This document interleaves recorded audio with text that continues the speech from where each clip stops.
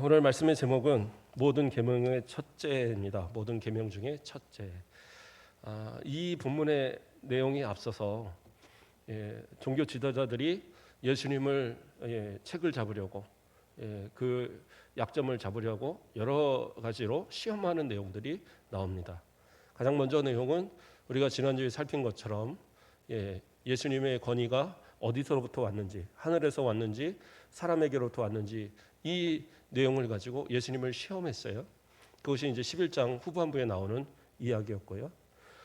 그러나 예수님께서는 세례 요한의 예를 들어서 그들의 그 질문을 막으시고 그들이 아무런 말도 못하고 또 돌아갈 수밖에 없도록 만드셨어요. 거기다가 또 그 불의한 포도원의 농부들의 이 악한 그러한 농부들에 대한 비유를 들어서 그들이 종교 지도자들로서 그 포도원 된 이스라엘을 마치 자기들 것인 것처럼 함부로 그렇게 하고 하나님의 뜻을 저버렸던 그것에 대해서 책망함으로 그들이 이제 자기를 얘기하는 것을 깨달았어요. 그러나 예수님을 직접적으로 잡아가지 못하는 이유는 그냥 특별한 이유 없이 예수님을 잡을 수가 없었어요. 왜냐하면 나머지 모든 백성들이 예수님을 그리스도로 메시아로 인정하고 있었기 때문에 감히 건들 수가 없었어요. 그러니까 백성들을 두려워해서 그냥 떠나갔습니다. 그런데 그들이 너무 억울한 거예요, 생각에. 그러니까 어떻게 하느냐? 자신들이 그 성공하지 못한 그러한 예수님을 책을 잡을 방법을 고안하면서 다른 사람들을 이제 보내게 됩니다. 그래서 12장에 보면 어떤 얘기가 처음에 나오냐면 그 예수님의 그 비유에 이어서 13절을 보면 그들이 예수의 말씀을 책잡으려고 하여 바리새인과 헤롯 땅 중에 사람을 보내며 이렇게 이야기하고 있어요. 그러니까 예수님을 책을 잡기 위해서 또 다른 방법을 고안했는데 그게 뭐냐? 바리새인들과 헤롯 땅을 함께 보낸 거예요. 그러니까 여기서 바리새인들은 어떤 사람들입니까? 물론 앞에서 함께 왔던 그러한 사람들 가운데도 바리새인들이 함께 섞여 있지만 아주 극성 바리새인들, 그러니까 근본주의자 바리새인들을 보낸 거예요. 그러니까 이들은 어떠한 생각을 갖느냐? 로마인들에게 세금을 바치는 것을, 로마에다 세금을 바치는 것을 반대하는 자들입니다. 그래서 하나님을 섬기는 사람들이 로마를 그러니까 거기다가 세금을 바친다는 것은 결국에는 로마를 섬기는 그러한 상황이 되기 때문에 로마를 섬기지 않고 우리는 하나님을 섬기기 때문에 세금을 바쳐서는 안 된다라고 주장하는 사람들이었어요. 반면에 헤롯 땅은 어떤 사람들이냐면 로마에 적극적으로 협력하는 사람이에요. 그래서 로마에서 세운 분봉왕인 헤롯을 잘 따르고 그와 더불어서 로마에게 적극적으로 세금을 바치고 그래야 된다라는, 그러니까 약간은 그 당시에 귀족층이라고 표현을 할까요? 그런 지위에 있는 사람들이 헤롯 땅들이었어요. 그래서 이 두 부류는 서로가 서로 상당히 상극인 그런 존재입니다. 서로가 화합할 수 없는 존재예요. 그럼에도 불구하고 예수님을 책을 잡기 위해서 보내는 데는 이 둘이 함께 갔어요. 그러니까 참 놀라운 거죠. 악한 일에 악한 자들은 연합하게 됩니다. 자기들끼리 서로가 사이가 안 좋아도 어떤 의의를 대적하기 위해서는 악한 자들은 항상 연합하기 마련인 것 같아요. 어쨌든 그들이 그러한 서로가 상극적인 부분에서도 예수님을 책을 잡으려는 데서 오는 이유는 뭐였습니까? 예수님의 전하시는 말씀이, 예수님의 하시는 행동이 직접적으로 바리새인들을 막 공격하거나 헤롯 땅들을 막 공격하는, 로마를 공격하는 그러한 말씀은 하지 않으셨지만, 그러나 비유로 말씀하시고 가르치시는 말씀들이 결국에 가서는 바리새인들의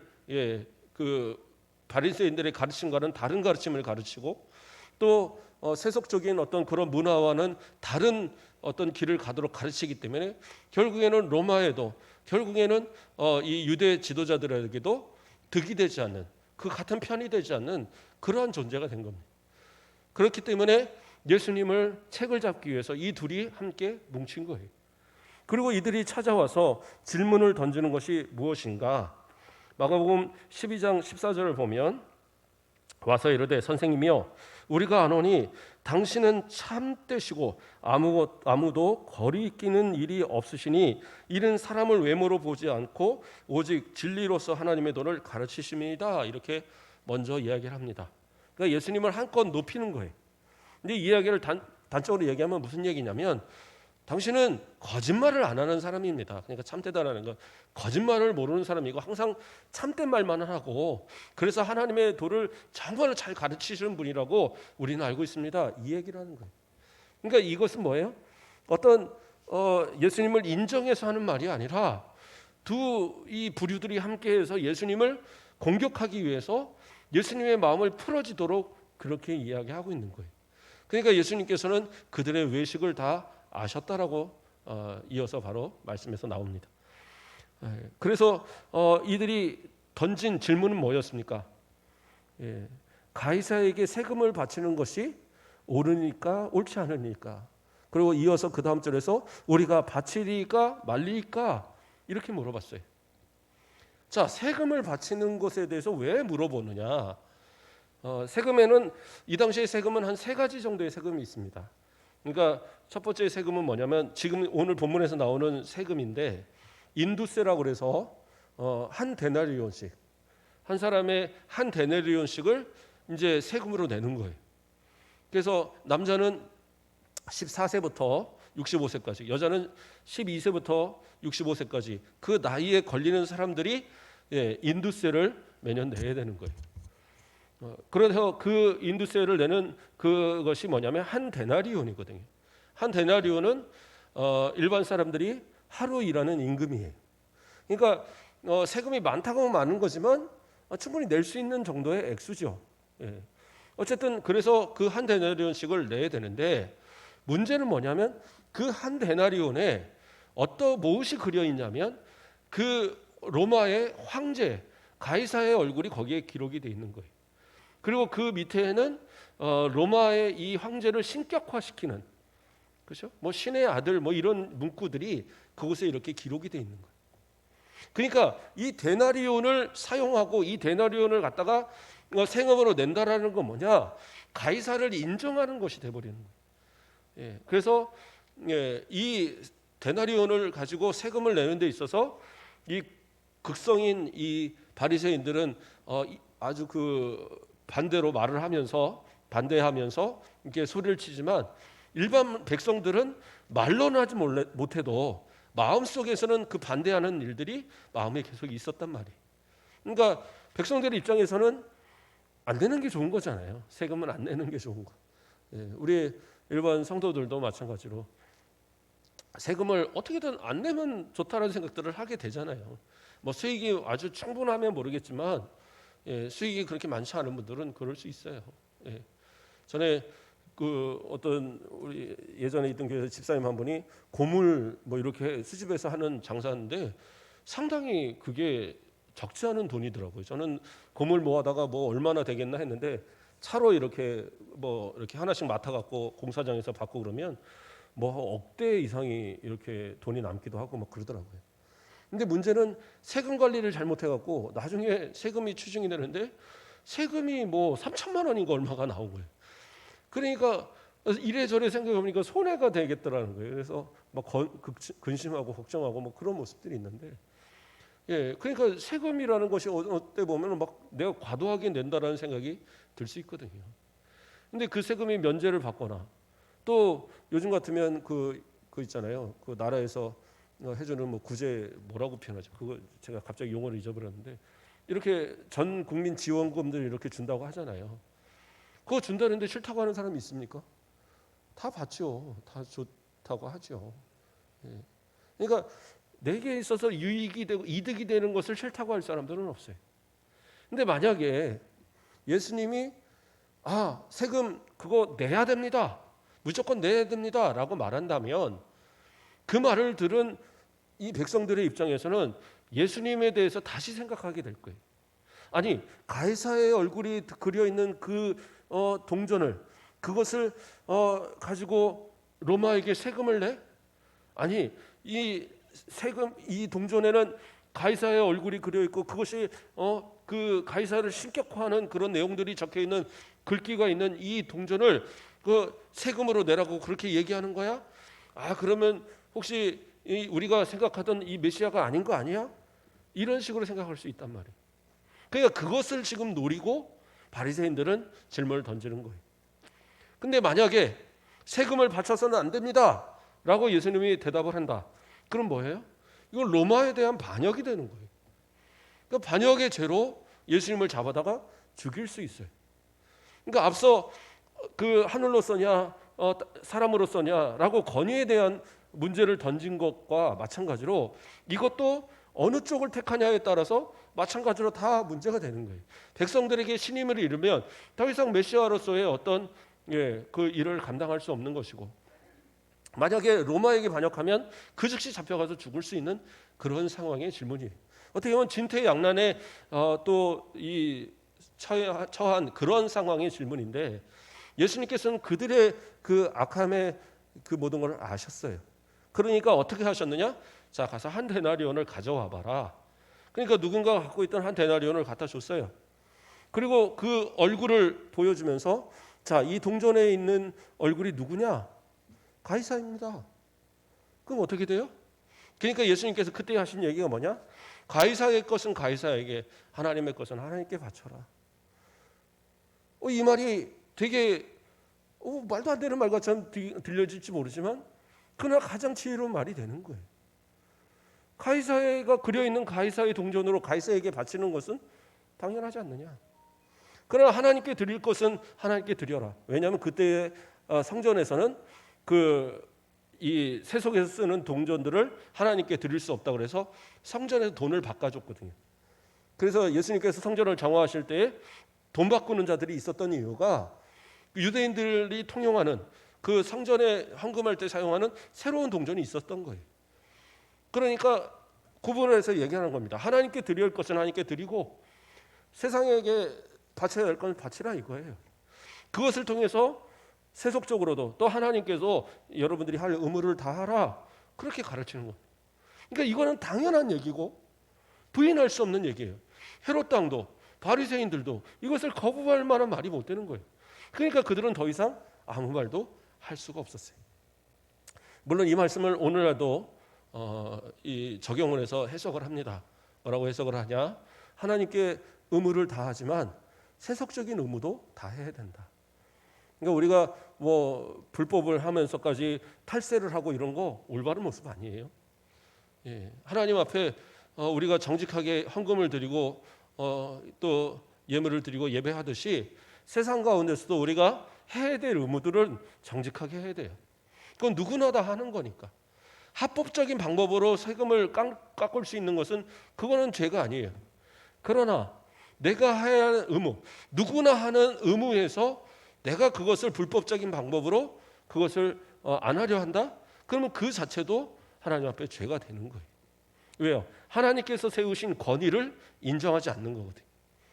물론 불의한 모든 것을 다 인정하라는 건 아니에요. 그러나 가장 의무적인 것, 내가 해야 될 가장 의무의 모습들, 그것이 모든 사람에게 보편화돼서 해야 될 의무라고 한다면 그건 지켜야 되는 거예요. 그렇지 않겠어요? 우리나라도 여러 의무가 있잖아요. 납세의 의무도 있고 국방의 의무도 있고 또 뭐가 있습니까? 교육의 의무? 요즘에 한 되게 많아졌더라고요. 7가지인가로 막 늘어갖고 다 외우지도 못합니다. 어쨌든 그러한 의무들을 이 땅에 사는 사람이라면 다 해야 되는 거예요. 국방의 의무? 미국 사는 사람은 안 해도 돼요. 그렇죠? 중국에 사는 중국인들은 안 해도 돼요. 그러나 우리나라 사람들이 우리나라에서 살으려고 하면 그 의무를 다 해야 된다는 거예요. 그러니까 그것이 성경이 말하는 가장 예수님이 말씀하시는 그러한 모습이다라고 해석을 합니다. 어쨌든 바리새인들과 그 헤롯 땅의 그러한 그 시험을 예수님은 단번에 물리치셨습니다. 자, 이번에는 또 누가 질문을 하냐? 사두개인들이 나와서 예수님 앞에 질문합니다. 유대 종교 지도자들의 위치에는 그러니까 여러 부류들이 있는데 바리새인들이 그 상당한 위치를 차지하는가 하면 그와 어떤 쌍벽을 이룬다고 하는 사람들이 누구냐면 사두개인들입니다. 사두개인들은 바리새인들은 율법적으로 상당히 존경받고 높은 위치에 있다고 한다면 이 사두개인들은 혈통적으로 상당히 높은 위치에 있는 사람들이. 그러니까 그 제사장들의 후예들입니다. 제사장들의 후예들. 그 대제사장들이나 제사장들 이러한 사람들의 후예들이 사두개인들입니다. 그래서 그 귀족층에 있는 가문들이기 때문에 이 사람들을 무시할 수 없어요. 사두개인들의 특징은 뭐냐면 그들은 부활을 믿지 않습니다. 바리새인들은 부활을 믿어요. 근데 사두개인은 부활을 믿지 않습니다. 왜냐하면 바리새인들은 구약의 모든 성경, 말라기까지의 모든 성경을 다 인정합니다. 그러나 반면에 사두개인들은 모세의 오경만을 인정을 해요. 모세의 오경만을 성경으로 보고 나머지는 그냥 사람의 글로 봅니다. 그러니까 모세의 오경에 나오지 않은 얘기는 믿지 않아요. 그러니까 모세의 오경은 부활에 대한 이야기가 없어요. 부활에 대한 이야기는 없습니다. 그러니까 부활에 대한 얘기가 없기 때문에 부활은 없다라고 그들은 주장을 하는 거예요. 그래서 사두개인들과 바리새인들은 상당하게 서로가 또 대적을 합니다. 뭐 헤롯 왕과 마찬가지로 사두개인과 이 바리새인들도 서로 이렇게 대적을 하는데, 그런데 여기서는 마찬가지로 바리새인들이나 헤롯 왕과 더불어서 사두개인도 예수님을 공격하기 위해서 동참을 한 거예요. 그들이 동참해서 공격하는 얘기는 뭐냐? 만약에 부활이 있다고 한다면 그 어떤 사람한테 7명의 아들이 있는데 첫 번째 아들이 죽었다 이거예요. 그러면 그 부인은 율법에 따라서 두 번째 아들에게 아내가 되어야 되는데 두 번째 아들도 죽고 셋, 넷, 다섯 다 죽어서 7째 아들까지 다 가서 결혼을 싸겠다 이거예요. 그러니까 우리가 그 오후 예배 때랑 이렇게 살폈던, 그렇죠? 그 뭡니까? 고엘 제도, 그렇죠? 그 룻기에서 나왔던 고엘 제도를 얘기하는 겁니다. 신명기 25장에 나오는. 그래서 만약에 형이 죽으면 동생이 형의 그 대를 잇기 위해서 그 형수를 아내로 맞아서 그 첫 번째 낳는 아이를, 그 남자아이를 그 형의 이름으로 그 대를 이어줘야 되는, 그래서 그 기업을 물게 하는, 그래서 기업 물을 자로 삼는 그런 고엘 제도가 있었어요. 예. 그러한 고엘 제도에 따라서 첫째, 둘째, 셋째 다 그 첫 번째 형의 형수하고 다 결혼을 했단 말이에요. 그러면 부활을 했을 때에 자, 7명의 남편이 있는데 한 명의 아내를 두고 누구의 아내가 되어야 합니까? 라는 질문을 던지는 거예요. 근데 이 말씀은 사실은 성경을 오해한 그러한 모습이고 그렇게 했다라고 예수님께서 말씀을 하시지만, 그러나 상식적으로 얘기했을 때는 그 말이 맞잖아요. 결혼을 하는데 이 사람 결혼을 했는데 만약에 지금으로 말하면 재혼한다 이거예요.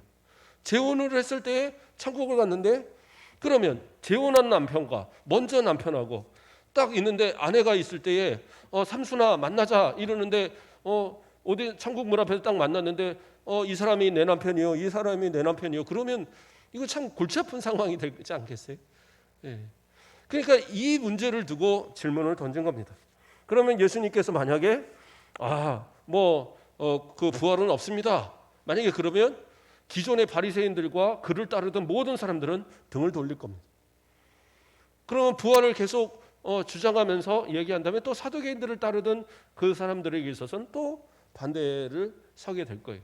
그러니까 이 쌍벽을 잇는 이 두 파들이 나뉜 이 가운데 어떤 대답을 할 것인가? 그때 예수님께서는 그들에게 그들이 잘못 깨닫고 잘못 알았다는 사실을 이렇게 이야기하면서 그들에게 이야기합니다. 어떤 잘못을 하고 있느냐? 마가복음 12장 25절에서 뭐라고 합니까? 사람이 죽은 자 가운데서 살아날 때에는 장가도 아니가고 시집도 아니가고 하늘에 있는 천사들과 같으니라. 예수님께서 이렇게 얘기하죠. 그들이 오해하고 있다라고 지적하면서 뭐라고 얘기해요? 장가도 가지 않고 시집도 가지 않는, 그러니까 부활의 때에는 그러한 것이 없어진다라고 얘기하는 거예요. 그러니까 잘못 오해한 것이 뭐냐? 지금의 우리의 모습을 부활의 모습 때와 동일한 것으로 생각하고 있는 것, 그것이 잘못됐다는 거예요. 왜냐? 그때는 어때요? 하늘에 있는 천사들과 같으니라 라고 얘기하고 있어요. 그러니까 천사들은 남녀의 구분이 없잖아요. 물론 나타날 때는 남자의 형상으로 나타나는 그런 분들이 많이 있지만, 그거는 신인 동영적인 입장에서 우리가 이해할 수 있는 형상의 모습으로 나타나는 거예요. 그러나 스라까 같은 경우는 어떻게 해요? 막 6날개가 있고 막 그러는데, 예수님의 탄생을 전했던 마리아에게 찾아왔던, 또 요셉에게 찾아왔던 그런 가브리엘 천사나 이런 천사들이 사람의 모양을 하고 왔거든요. 거기에 무슨 날개를 달고 막 이러고 온 거 아니에요. 그렇기 때문에 우리가 생각하는 것과는 그 다른 형상들을 갖고 있는 것이 천사의 모양이에요, 사실은.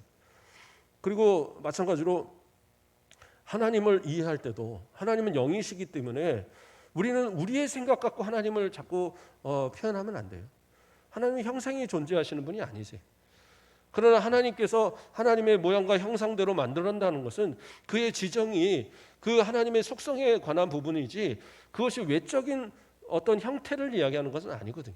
그러니까 우리가 성경을 오해해서는 안 돼요. 그러니까 이 지금 그 사두개인들은 하나님의 말씀을 오해하고 그들은 어떻게 생각했느냐? 부활의 때가 없다고 주장을 하지만 만약에 있다고 한다면 지금의 모습이 그대로 연장이 될 것 아니냐? 그런 인간관계를 어떻게 할 것이냐라는 것을 질문을 던지는 거예요. 그러나 어떻게 해요? 예수님 분명하게 얘기하십니다. 그때에 있어서는 남녀의 구별, 결혼하고 장가가고 이런 거 없다라는 거예요. 만약에 그때 똑같은 인간관계로 가해진다고 생각을 해보세요. 남자들은 아쉬울 게 없겠죠. 아이고 여보 우리 아내 내가 얼마나 기다렸는 줄 반갑소. 그러면서 막 눈물을 흘리면서 달려올 때 여자분들은 속으로 아휴 또 내가 저 사람을 뒷바라지하고 살아야 되나. 이런 사람도 많을 거란 말이에요. 만나자마자 나 배고파 이러면 오도할 거예요. 그런 모습들을 생각하면 나는 손해다 이런 생각을 하는 분도 있고, 요즘 같으면 남자들도 여자들 두려워한대요. 뭐 그런 얘기 있잖아요. 옛날에 어떤 목사님이 정말 그럴 일은 없지만 만약에 우리가 부활해서 그때 가서 다시 결혼하고 이렇게 같이 살아야 된다라고 하면 그때 가서도 나는 내 부인과 함께 살겠소 이런 사람이 있으면 손 드시오 하니까 아무도 안 드는데 한 사람이 손을 딱 들더라는 거예요. 그래서 야 대단하시다고, 진짜 아내를 많이 사랑하나 보다고. 그런데 내가 한 번 더 기회를 줄 테니까 그러면 아니면 아니라고 얘기해도 된다고. 그러면서 부활해도 지금 아내하고 꼭 살겠습니까? 그러니까 옆에 아내한테 진짜로 얘기해도 돼? 이러고 물어보더라는 거예요. 그러니까 사실은 뭐 남편들도요 맞는 남편도 많이 있더라고요. 요즘 TV 보고 가끔 나오기도, 요즘엔 뭐 잘 안 나오는데 한동안은 맞는 남편들. 그리고 어떤 남편은 부인 말 안 듣는다고 부인이 뭐 그러는데 이 다래미로 이렇게 부인 옷을 다려주는 거예요. 열심히 다려주는데 이 주름을 제대로 못 핀 거예요. 그러니까 열이 받으니까 부인이 이런 것도 하나 못하냐고 그걸로 갖다 등짝을 갖다 지져갖고 막 이따만한 자국이 나고, 그래도 막 군소리도 못하고 맞고 사는 그런 남편, 아내가 무서워요. 막 그런 분들이 있더라고요. 우리 남편들도 우리 부인한테 안 맞고 사는 거 감사하고 사셔야 될 것 같아요. 나중에 힘 없어지면 부인들이 더 힘세지면 막 때린대요. 그러니까 지금 힘 있을 때 잘해 주셔야 돼요. 절대 나 버리지 마, 나 때리지 마. 이렇게. 저도 아내한테 가끔 얘기하거든요. 절대 나 버리면 안 돼. 나중에 나 힘 없다고 버리면 절대 안 돼. 제가 꼭 다짐을 받아놓고 있거든요. 자, 어쨌든 그런 것처럼 그때 가서 정말 싫은 사람인데, 정말 같이 살기 싫은데 그때 가서 딱 다시 똑같이 살아라. 그것도 이 땅에서 이 뭐 수십 년이 아니라 영원토록 같이 살아라. 그러면 싫을 사람들이 얼마나 많겠어요. 그렇지 않겠습니까? 그런데 부활의 때는 그렇지 않다라는 거예요. 관계가 달라지는 거예요. 뭐 이제 이 땅에서의 삶의 모습을 기억 못한다 그런 거 아니에요. 뭐 불교나 뭐 이런 데들 보면 가서 무슨 물을 마시면은 뭐 기억을 잊어버리고 그런 거 아니에요. 기억은 다 할 겁니다. 그러나 그 기억이 지금의 관계에 대한 구속은 아니에요. 분명히 예수님이 말씀하시는 거예요. 그래서 새로운 관계, 새로운 어떤 그런 변화된 육체 안에서 영원한 천국에서 살아가는 그런 모습이 되기 때문에 그때에서는 지금처럼 뭐 음식을 만들어서 먹고 마시고 이런 개념으로 사는 게 아니에요. 그렇기 때문에 잘못된 오해를 예수님은 그것을 아니다라고 이야기하십니다. 그리고 두 번째 이야기하신 건 뭐냐면 26절과 27절 말씀에서 뭐라고 얘기합니까? 죽은 자가 살아난다는 것을 말할진대 너희가 모세의 책 중에 가시나무 떨기에 관한 글을 하나님께서 모세에게 이르시되 나는 아브라함의 하나님이요 이삭의 하나님이요 야곱의 하나님이로다 하신 말씀을 읽어보지 못하였느냐 이렇게 이야기하고 있어요. 자, 이게 무슨 얘기입니까? 아브라함의 하나님, 이삭의 하나님, 야곱의 하나님이다라고 말하는 이유는 뭐냐? 하나님은 영원토록 살아계신 하나님이세요. 그래서 그 하나님께서 말씀하실 때에 우리들에게 말씀하실 때 나는 아브라함의 하나님이다, 야곱의 하나님이다, 이삭의 하나님이다, 야곱의 하나님이다 라고 말하는 이유는 뭐냐? 그들이 살아있다라는 걸 전제로 얘기한다라는 거예요. 그들이 죽어서 아무런 흔적도 없이 존재하지 않는다고 한다면 과연 하나님께서 그들의 이름을 들어서 아브라함의 하나님, 이삭의 하나님, 야곱의 하나님이라고 말하겠느냐는 거예요. 그게 아니라는 거죠. 천국에서 그들의 영혼이 천국에서 거하고 있기 때문에 살아있는 그들을 더불어서 이야기하고 있다는 거예요. 그래서 하나님께서는 나는 내 곁에 있는 이 아브라함의, 이 이삭의, 이 야곱의 하나님이야, 너희 조상의 하나님이야 라고 말하고 있다는 거예요. 그래서 예수님은 또 이어서 뭐라고 얘기를 합니까? 하나님은 죽은 자의 하나님이 아니요 산 자의 하나님이라 너희가 크게 오해하였도다. 그렇죠? 그래서 지금도 살아있는 그들이 결국에서 마지막 부활의 때에 다 부활하게 될 거라는 거예요. 그러니까 그것 때문에 하나님께서는 아브라함의 하나님, 이삭의 하나님, 야곱의 하나님이라고 말하고 있다는 거예요. 그러니까 이 원리를 이해하지 못하느냐 이거예요. 모세오경에 그렇게 능통한다라고 말하는 그들이 과연 그것을 오해하고 있다. 그러니까 이렇게 말할 때 그들은 아무 말도 대답을 하지 못했어요.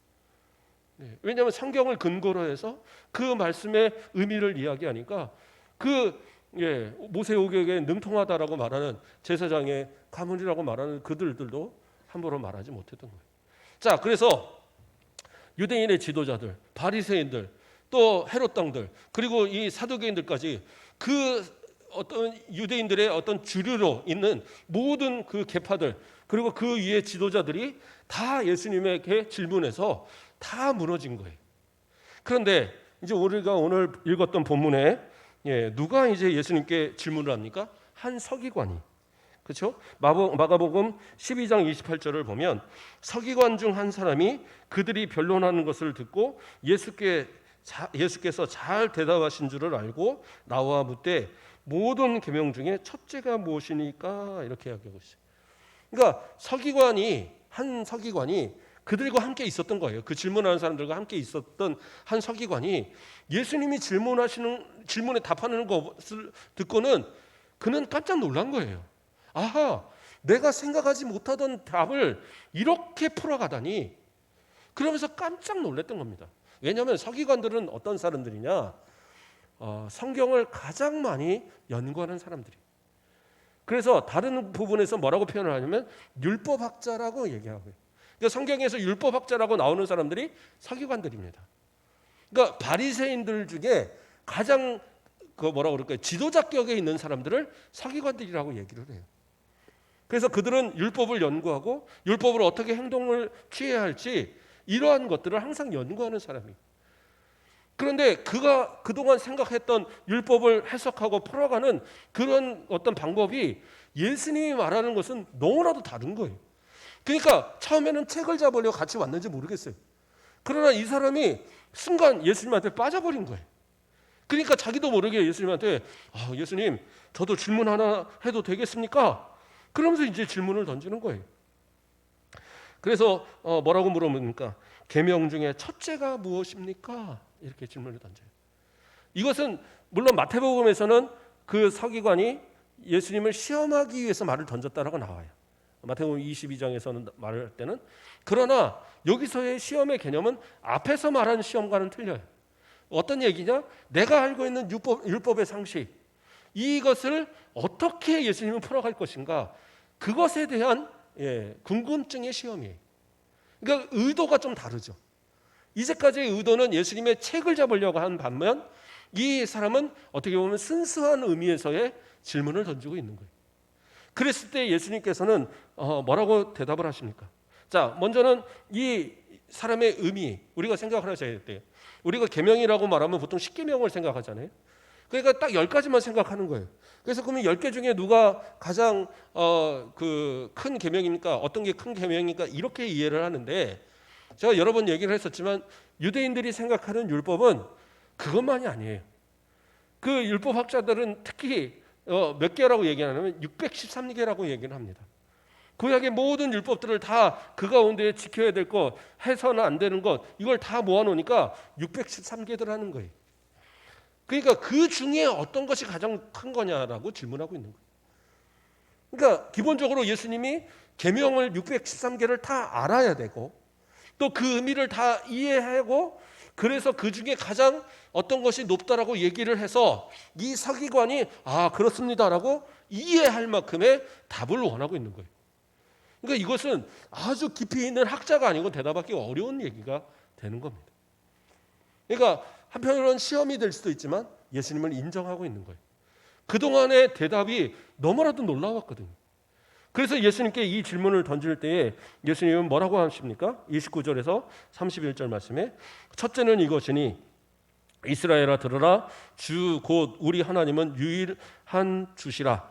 내 마음을 다하고 목숨을 다하고 뜻을 다하고 힘을 다하여 주 너희 하나님을 사랑하라 하신 것이요, 둘째는 이것이니 내 이웃을 내 자신과 같이 사랑하라 하신 것이라. 이보다 더 큰 계명이 없느니라 이야기하고 있어요.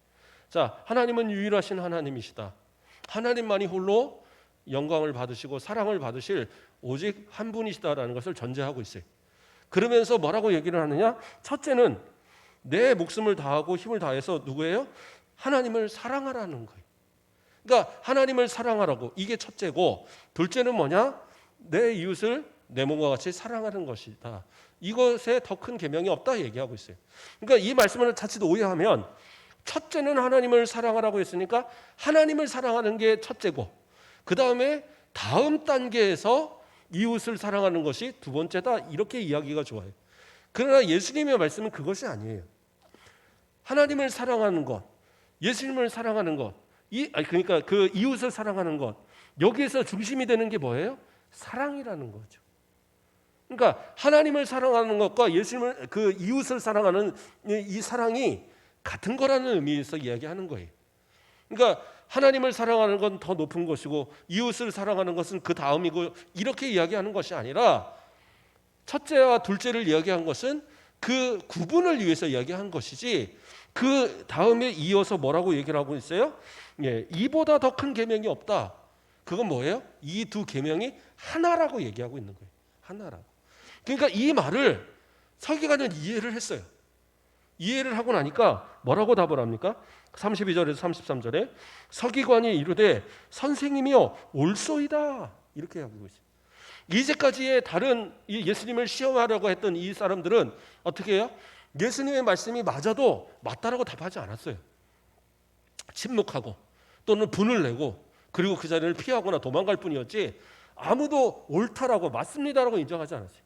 근데 이 서기관은 어떻게 해요? 예수님의 말씀을 듣고는 옳습니다라고 인정했어요.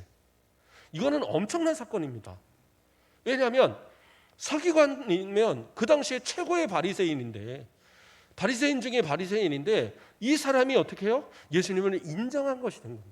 공개적으로 모든 사람이 보는 가운데, 이 가운데는 함께 있었던 그 사두개인들, 함께 있었던 그 헤롯 당들, 그리고 바리새인들, 이런 사람들이 다 함께 존재하고 있었는데, 그런데 그 함께 있던 그 사람들이 다 보는 가운데서 예수님의 말씀을 옳습니다라고 인정을 했어요. 그러니까 이거는 엄청난 사건입니다.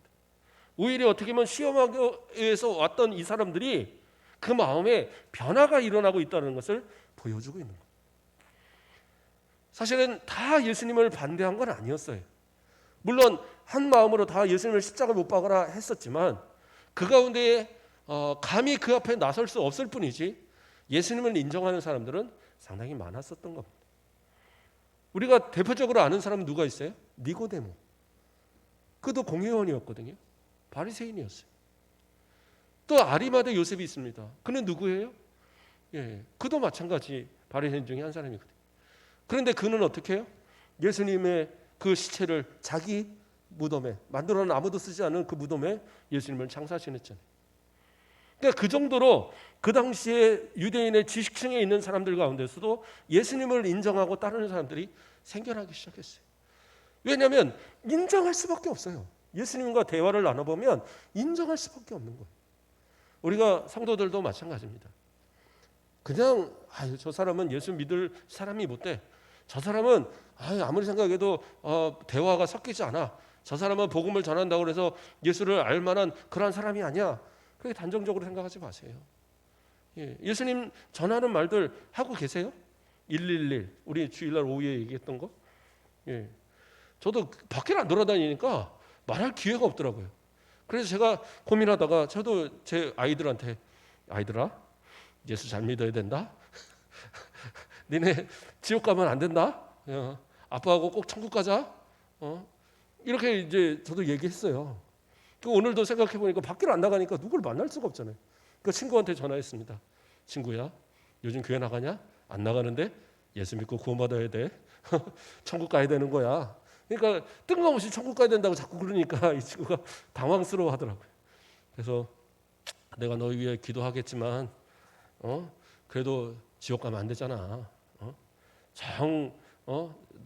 바쁘고 그래서 못 믿겠으면 오래오래 살다가 나중에 순천 내려와서 우리 교회 옆에다 집 얻어갖고 나하고 신앙생활을 해.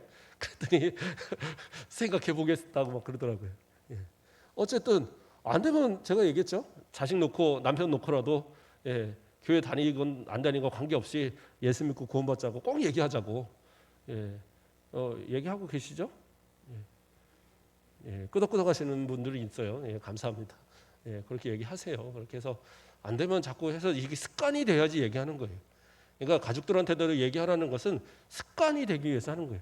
그래서 나도 모르게 누구 만나면 예수 믿으라고 말할 수 있고 누구 만나면 자꾸 교회 가자고 얘기할 수 있는 거예요. 그러니까 그 참 우리 한번 노력해 보자고요. 자, 어쨌든 그래서 이 서기관은 예수님의 말씀을 인정했습니다. 그리고 그가 다시 풀어서 이야기할 때 뭐라고 얘기합니까? 하나님은 한 분이시오. 그 외에는 다른 이가 없다 하신 말씀이 참이니이다. 유일하신 하나님을 얘기한 것 맞습니다. 그것도 저도 인정합니다. 그것이 정말 맞는 말입니다. 그리고 이어서 하는 말이 뭐예요? 또 마음을 다하고 지혜를 다하여 힘을 다하여 하나님을 사랑하는 것과 또 이웃을 자기 자신과 같이 사랑하는 것이 전체로 드리는 모든 번제물과 기타 제물보다 나으니이다. 그러니까 이것은 사실은 이 당시의 바리새인들이나 이 당시의 종교 지도자들이 생각하는 생각과는 전혀 다른 이야기를 하고 있는 겁니다. 왜냐하면 그들의 생각 속에서는 예배를 잘 드리는 것, 제물을 똑바로 드리는 것, 그래서 많은 헌금을 드리는 것, 이것이 하나님을 사랑하는 방법이고 이것이 진짜 가장 큰 계명을 지키는 그러한 사람들의 모습이라고 생각을 했거든요. 그런데 예수님께서 사랑을 가장 큰 계명이라고 말씀하시는 이 말씀에 동의가 생기니까 그가 고백하는 것이 뭐냐? 하나님을 사랑하고 이웃을 사랑하는 것이 뭐예요? 모든 번제물과 기타 다른 제물을 드리는 것보다 더 낫습니다라고 얘기하는 거예요. 그러니까 제물을 드리는 것보다, 그런 제물로 제사하는 것보다 사랑하는 것이, 하나님을 진짜 마음을 다해서 사랑하는 것이, 내 이웃을 내 몸과 같이 사랑하는 것이, 그게 진짜 하나님께서 원하시는 가장 큰 계명입니다. 그것이 맞습니다. 예수님의 말씀이 맞습니다. 이렇게 인정하는 거예요. 이거 놀라운 역사입니다. 이걸 어떻게 인정할 수가 있어요?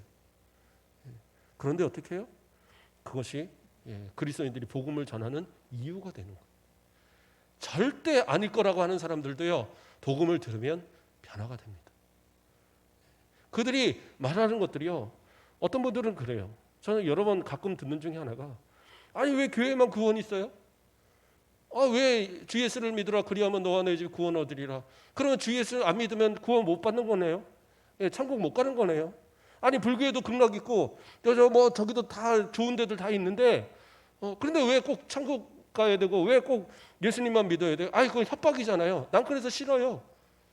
여러 명이 저한테 그런 얘기를 했어요. 저는 똑같은 얘기를 합니다. 만약에 그 약속이 없다면 예수 그리스도를 믿을 이유가 뭐가 있겠습니까? 오직 예수 하나밖에 없는데, 오직 구원받는 길이 이 길 하나밖에 없는데, 그것이 아니라면 우리가 교회를 다닐 이유가 없지 않습니까? 기독교인들이 기독교를 믿는 이유는 다른 게 아닙니다. 그 구원은 한 길밖에 없다고 믿기 때문입니다. 마음대로 다른 걸 믿으려면 믿으십시오. 그러나 우리는 이 길밖에 없기 때문에 이 길을 믿는 거예요. 이렇게 이야기하면요, 맞다라고 인정을 하더라고요. 그게 아니라면 믿을 이유가 없겠네요. 예, 이해를 하더라고요. 그렇지 않습니까? 이건 당연한 얘기잖아요. 어떤 분들은 또 진화론을 얘기하는 분들도 있어요. 예전에 누가 그러더라고요. 아이, 성경은 다 거짓말이야. 어떻게 다 창조가 있어? 진화가 있는 거지. 막 그런 얘기를 해요. 그래서 제가 그런 얘기를 했습니다. 진화론에서도 모든 인류는 한 사람으로부터 시작하는 것이 원리입니다. 그랬더니 그렇죠. 예, 한 사람으로부터 이렇게 나야지 되겠죠. 얘기를 하더라고요. 그런데 남자와 여자가 동일한 그 속성을 가진 그런 어떤 이 염색체와 모든 것을 동일한 사람들과 가진 남자와 여자가 있어서 아이를 낳고 그렇게 만들어질 그런 확률이 얼마나 될까요? 또 그런 확률이 있다 할지라도 그 한 사람이 존재해서 그리고 이 수많은 우리 인류가 만들어지는 거 그 한 사람을 누가 만들었는가 생각을 해보시라고요. 그것이 하나님이 만들었다는 사실을 인정하지 않고는 진화론도 이해될 수가 없다라는 것. 그것을 이야기하면 그래도 끄덕끄덕해요. 그렇잖아요. 동시에 진화되는 건 없어요. 원숭이가 사람이 되고 뭐 말이 아무리 떠들어대도 모든 원숭이가 동시에 뭐 사람이 되는 그런 일은 없잖아요. 그러므로 진화론은 말이 안 되는 거예요. 왜냐하면 그 서로가 속이 그 종속 가면 강문계 그래갖고 종이 다르면 결혼이 안 돼요. 교배가 안 됩니다. 그러니까 만약에 교배는 되는 수는 있어요. 그러니까 말과 나귀가 종이 달라요. 속은 같지만 종이 달라요. 그래서 결혼을 하면 뭐가 태어나면 노새가 태어납니다.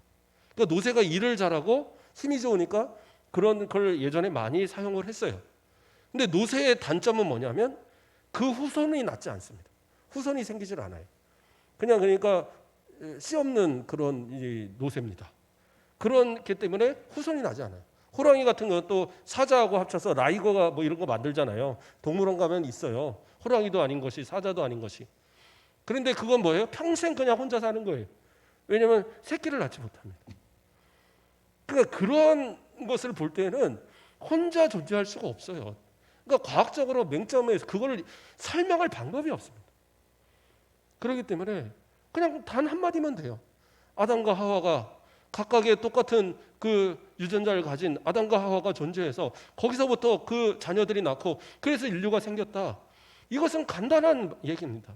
이것을 부인하려면 과학적으로 너무 많은 이야기들을 해야 돼요. 그러니까 뭐 지구의 뭐 나이를 뭐 몇십억 년을 계산을 하는데 그 과학자들이 그런다고 해서 그것이 가능하냐? 불가능한 얘기. 마치 그냥 뭐 나무를 갖다 막 집어 던졌는데 한 수십 번, 수백 번, 수천 번, 수만 번 던졌더니 그것이 침대가 되고 의자가 되었더라. 이 얘기하고 똑같은 얘기. 불가능한 얘기. 그러니까 이런 얘기들을 하면 끄덕끄덕해요. 그 사람들도. 하나님이 주시는 지혜로 얘기하면 그들은 다 끄덕합니다. 그렇다고 해서 뭐 세상적인 지혜로 그들을 가르치라는 얘기는 아니에요. 하나님의 복음, 그리스도의 복음을 자꾸 전하세요. 듣든 듣지 않든지 전하세요. 그러면 어느 순간 그 말로 인해서 마음이 변화되고 돌아오는 역사도 분명히 일어나거든요. 예수님의 이 말씀들을 그 논쟁의 이야기들을 쭉 듣던 이 서기관은 예수님의 말씀에 동의했거든요. 그러고 나니까 예수님 뭐라고 얘기하십니까? 예수님께서 마가복음 14장 34절에 예수께서 그가 지혜 있게 대답함을 보시고 이르시되 내가 하나님의 나라에서 멀지 않았도다. 멀지 않도다. 이렇게 얘기하고 있어요. 그러니까 그가 구원받았다라고 확정하신 건 아니에요. 그러나 뭐예요? 하나님의 나라에 멀지 않았다. 그러니까 회개하고 예수 그리스도를 받아들일 만한 충분한 그런 마음의 토양이 지금 되어 있다라는 거예요. 이건 엄청난 칭찬입니다. 아직 예수 그리스도의 십자가 이전의 사건, 이 가운데 예수님을 인정하고 예수님의 말씀을 인정하고 그 계명을 인정하는 그러한 사람이 있다라는 것. 결국에는 이 사람이 성경에 나오지 않았지만 그리고 뭐 어떤 문헌에도 나오지 않지만 그러나 아마 예수 그리스도를 결국에 믿게 되었을 거라고 저는 생각을 합니다. 오늘날도 마찬가지입니다. 복음을 듣고 그 마음 가운데 성령이 역사하시면 성령의 역사를 통해 깨닫게 되는 거예요. 그리고 깨달은 것이 믿음이 되고 회개가 이루어지고, 그리고 주님의 그 말씀을 따라 하나님을 나의 아버지로, 예수 그리스도를 나의 구주로 고백하는 그들은 구원의 자녀가 되는 거예요. 그건 변함없는 이야기입니다. 옛날이나 지금이나 동일한 거예요. 그렇기 때문에 우리는 어떻게 해요? 복음을 전하는 데 있어서 어떠한 방법인데 자꾸 하셔야 돼요. 그래서 하나님 앞에 부끄럽지 않는 그런 신앙의 모습으로, 이렇게 예수님도 그렇게 하셨던 것처럼 우리도 모든 사람들을 향해 복음으로써 담대하게 증거하고, 그리고 주님 오시는 그날까지 저 여러분 정말 복음의 사명자들로서 하나님께 칭찬받는, 그리고 하나님의 영광이 되는 복된 성도들 되시길 주님의 이름으로 축복합니다. 기도하겠습니다. 사랑의 하나님, 감사를 드립니다. 많은 사람들이 주를 부인할지라도 우리는 주님을 사랑하고 아버지의 허락하신 그 은혜로 구원받은 자로서 또 내 이웃을 내 몸과 같이 사랑하며 이 땅을 살아감을 감사를 드립니다. 더 주님과 더불어 살아가게 하시고 주님의 복음을 전하며 살아가게 하시고 많은 사람들을 주님 앞으로 이끌어가는 주님의 귀한 일꾼들, 하나님의 복받는 성도들의 삶을 살아갈 수 있도록 인도하여 주시옵소서. 감사합니다. 예수 그리스도의 이름으로 기도드립니다. 아멘.